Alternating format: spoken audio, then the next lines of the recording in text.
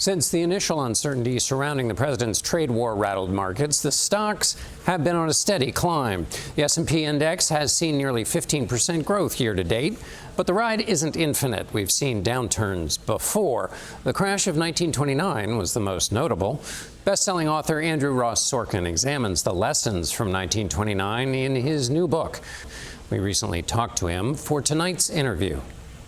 So, Andrew, just to start, take us back to 1929 and the role that the stock market played in American life. Okay, so not even 1929, even the 1920s was really the first time that Americans, ordinary people, could invest in the stock market. They were brokerages emerging on the corners of streets, literally like Starbucks. And you could walk into one of these places, and if you had $1, they would lend you $10 so that you could go buy stocks. And really, business had become almost part of the culture in a way that it had never been before. These CEOs were on the covers of magazines like celebrities. Now, there are two sections in this book. Yep. One is the crash. Let's start with that. When the crash came, when the stock market fell, it wasn't just that the stock went from $50 to $30 and they lost $20. Because they had borrowed so much money, they oftentimes lost everything. And so you had people whose whole life was completely devastated. As a result, you had people literally jumping out of windows.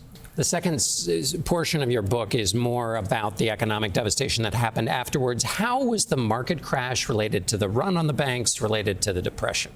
So that's the thing about the 29 crash that I think is misunderstood more than anything else, which was the crash in October of 29 was really just the first domino in a series of dominoes and policy mistakes that started then. There was the psychological scarring of America that took place in October of 29.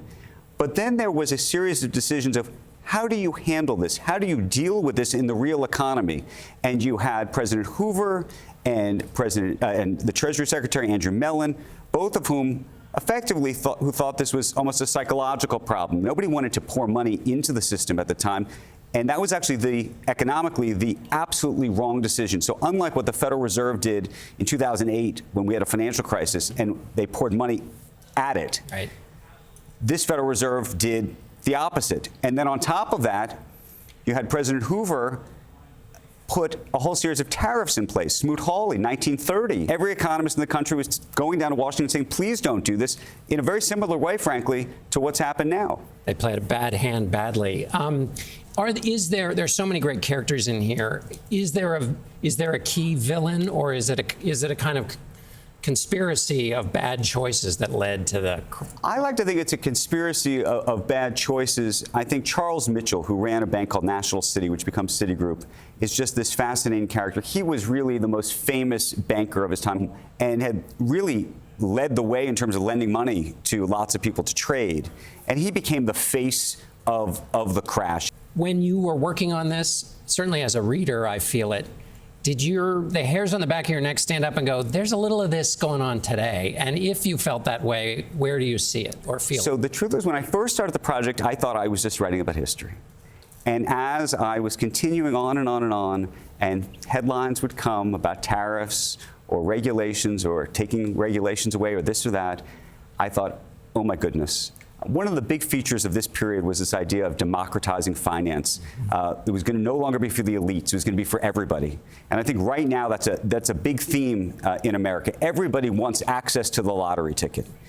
Andrew Ross Sorkin, the book is 1929. Thank you so much. Thank you.